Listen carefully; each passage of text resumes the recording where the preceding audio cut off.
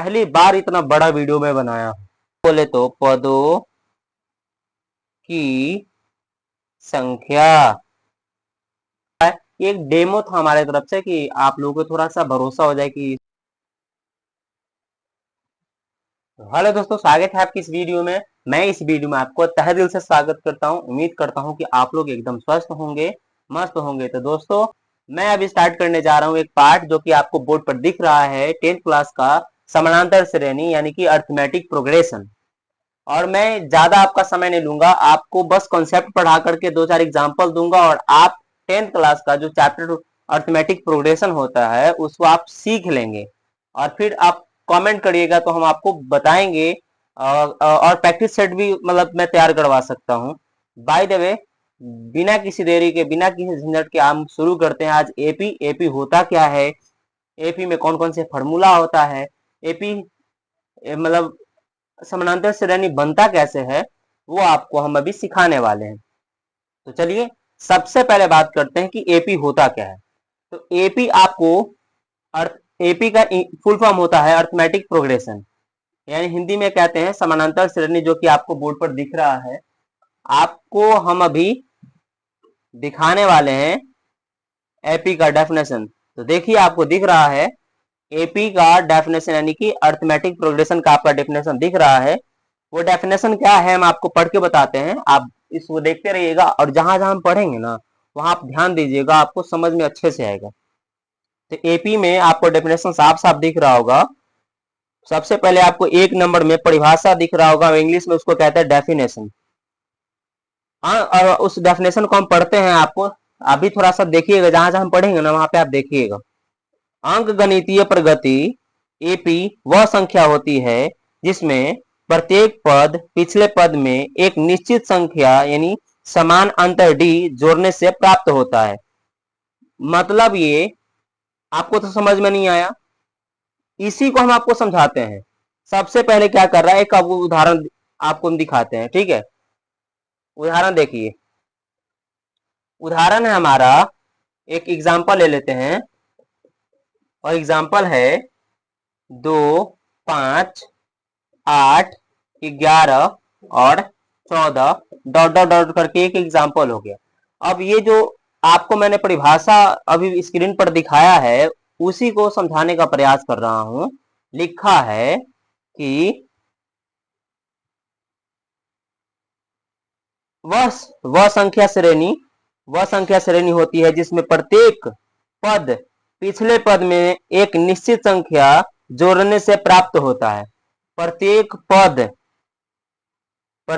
पद पिछले पद, यानी पिछला पद कौन है, यानी ये पहला, दूसरा, तीसरा, यानी आगे जो बढ़ते जा रहा है तो प्रत्येक पिछला पद में, यानी कि ये आगे हुआ और ये पीछे, फिर इसका पीछे ये, इसका पीछे ये, इसका पीछे ये, है ना।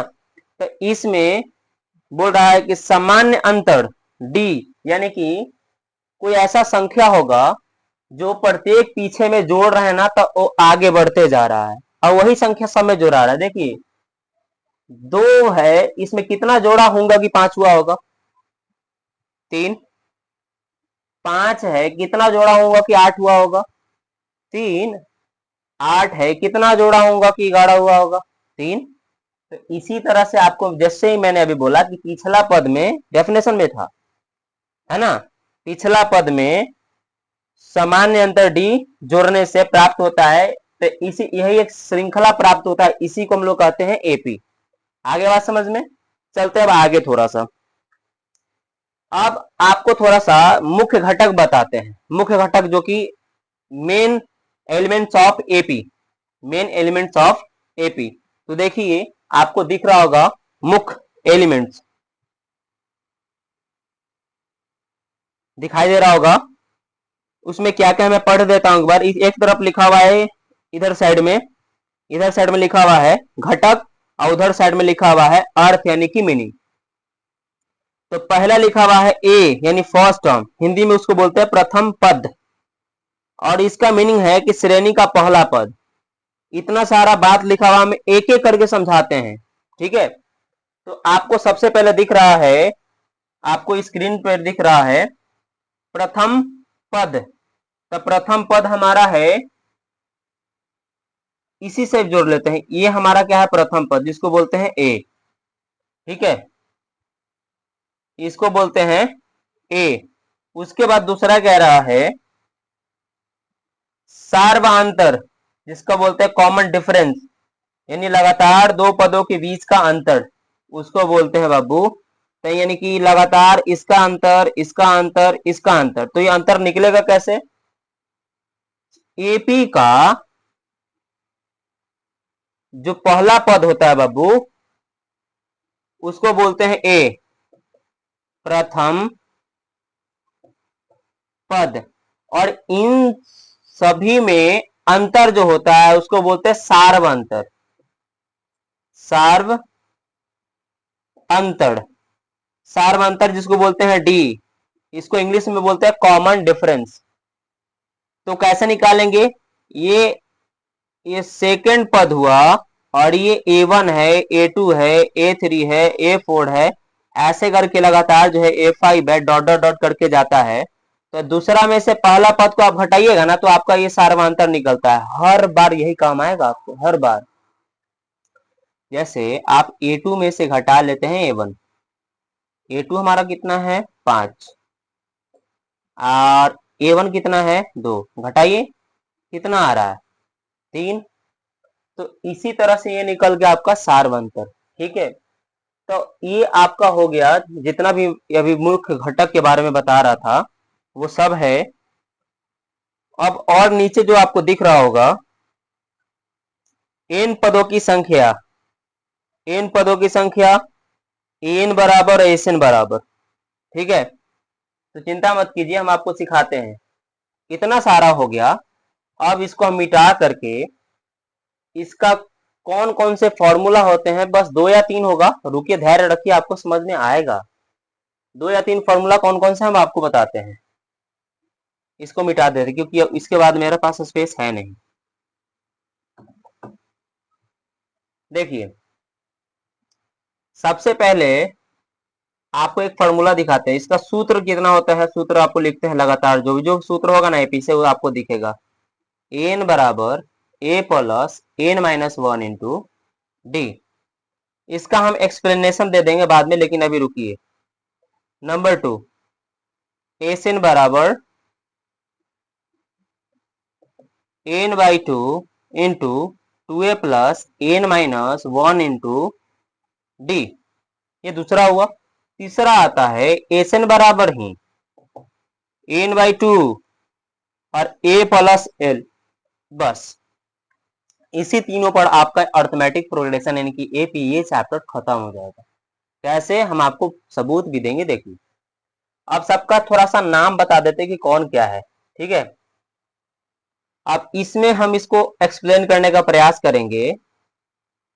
एन बराबर का होता है बाबू, तो इसको बोलते हैं हम अंतिम पद।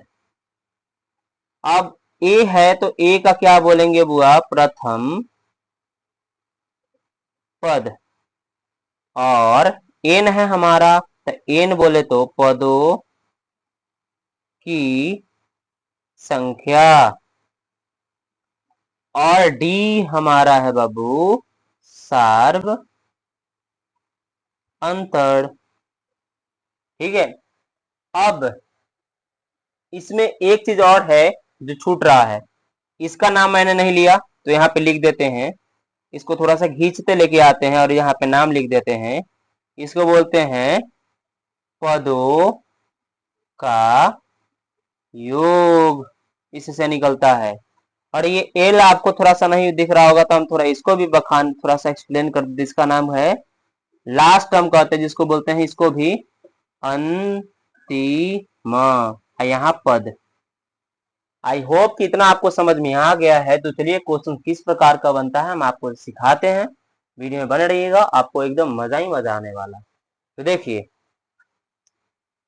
सबसे पहले सबको मिटा देते हैं। आपको हम कोशिश करते हैं कि याद हो जाए। सबसे पहले याद करने का तरीका बताते हैं। आप ऐसे बोलिएगा, कोई टीचर पूछेगा या फिर कोई भी स्टूडेंट पूछेगा, हालांकि कोई पूछता तो नहीं है, लेकिन पूछेगा तो आप कहिएगा, आपसे पूछेगा कि एन बराबर क्या होता है, तो आप बोलना a plus n minus 1 into D.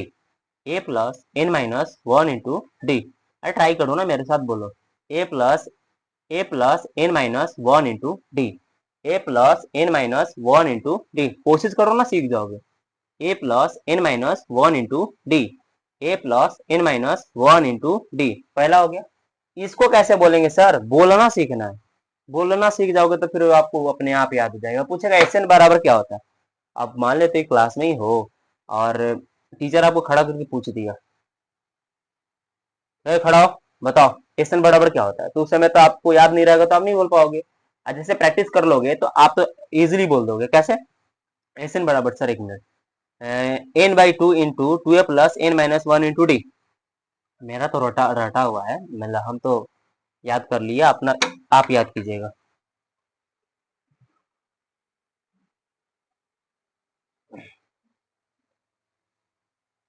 तो आप लोगों ने इतना सारा चीज समझ लिया ना। अब क्वेश्चन कैसे बनते हैं हम आपको सिखाते हैं, एकदम इत्मीनान से आपको समझ में आ जाएगा।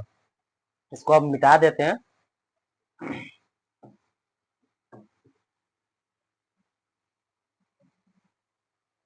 क्वेश्चन कैसा होता है हम आपको बताते हैं थोड़ा सा। क्वेश्चन है आपको स्क्रीन पर दिख रहा होगा। यदि एक एपी इस प्रकार है 3, 7, 11, 15 डॉट डॉट डॉट, तो इसका 10वां पद क्या होगा? क्वेश्चन आप एक बार और पढ़ लीजिए। यदि एपी इस प्रकार है 3, 7, 11, 15 डॉट डॉट डॉट, तो इसका 10वां पद क्या होगा? हम आपको डायरेक्टली समझाते हैं बोर्ड पे। देखिए, सबसे पहले एक सीरीज दिया है। सीरीज कैसा है? 3 है, 7 है और 11 है, 15 है। और डॉट डॉट डॉट बोल रहा है कि इसका कितना पद ज्ञात कीजिए? 10वां पद। कितना पद? 10वां। तो बउआ हम आपको बताए थे, जो पहला पद है आपका, इसमें कौन है? 3। और डी होता था, यानी कि एक सर्वांतर नहीं दिखाए थे, सर्वांतर वो। और यहाँ पे सर्वांतर का A2 माइनस A1 एक फॉर्मूला हम बताए थे। और इसका A2 कौन है आपका? 7। A1 कितना है आपका? 3। 7 में से 3 जाएगा तो कितना बचेगा? 4। अब लास्ट में ध्यान देना है कि कितना पद बोल रहा है, और यही चीज आपको समझना है। ये सब तो आप सीख गए, वो आप तुरंत सीख जाओगे, लेकिन यहाँ पे 10वां पद बोल रहा है। ठीक है, तो यहाँ पे 10वां पद माने कि A10 ज्ञात करना है। समझ गए? तो सबसे पहले तो आप लोग फॉर्मूला क्या पढ़े थे? एन बराबर a plus n minus one into d. पढ़े थे कि नहीं पढ़े थे? पढ़े थे ना। तो अब क्या कह रहा है? एन की जगह पे एन कहाँ है? 10 है यहाँ पे। तो यहाँ पे ए क्या कर लेंगे? 10 कर लेंगे। ए के मान क्या दे रखा है यहाँ पे? 3, तो यहाँ पे 3 लिखेंगे। एन के मान जैसा कि यहाँ पे एन 10 लिखे हो, तो यहाँ भी तो 10 होगा। और जैसे -1 फॉर्मूला के हिसाब से चल रहा है तो चल रहा है। अब आया डी के मान, तो डी के मान तुम्हारा क्या निकला है? 4, तो यहाँ पे लिख दो 4। अब इसके आगे तो आप 7 क्लास 6 क्लास में बोर्ड मास पढ़े हो ना, वही बोर्ड मास ही काम आएगा। देखिए, सबसे पहले ब्रैकेट सॉल्व करेंगे। तो 3 प्लस 9 में से 10 में से 1 गया तो कितना बचेगा? 9। और जैसे ब्रैकेट हटता है तो क्या आ जाता है? गुना। अब 9 चौका 36, और 36 में 3 जोड़ दीजिए तो आपका हो जाएगा 39। आपकी यानी ये 10वां पद जो है, जो इसकी बात कर रहा है, वो कितना है? 39 है। आया समझ में? नहीं समझ में आया? एक और क्वेश्चन का उदाहरण लेते हैं, इसको मिटा करके।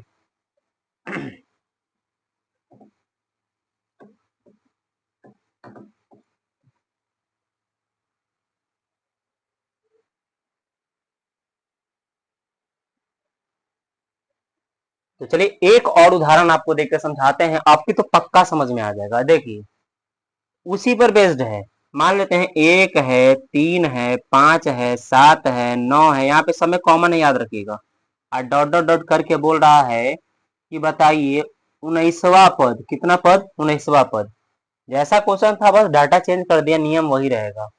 सबसे पहले ए के मान निकाला जाता है, तो ए के मान 1। डी का मान निकालने के लिए क्या करेंगे? A2 माइनस A1, यानी 3 - 1 बराबर कितना हुआ 2। अब उसके बाद ये 19 यहाँ पे निकालना है हमको। अब फॉर्मूला यूज करेंगे। फॉर्मूला हमारा है एन बराबर a plus n-1 into D. अब समझिएगा, जैसे कि एन हटा करके कितना लिखे है 19 लिखे, इससे पहले 10 था, अब यहाँ पे क्या है 19। अब ए के मान यहाँ पे 3 था उस समय, तो अब यहाँ पे 1 है प्लस एन का मान यहाँ पे 19 -1 और डी का मान कितना होगा बाबू, तो डी का मान आपका 2। अब इसके बाद तो आसानी आसान है, जैसा कि आपको पता है 1 प्लस 19 में से 1 घटा देंगे तो हो जाएगा 18 और यहाँ पे 2 1 प्लस 18 दूनी 36 और 36 है कितना होता है आपका 37। ये क्वेश्चन हो गया स्वाहा, है ना। तब ये एक क्वेश्चन हो गया। अब ऐसे इसमें और भी सारे हैं तो वीडियो बहुत ज्यादा बड़ा हो जाएगा, तो अभी इसको हटाते हैं और आगे बढ़ते हैं।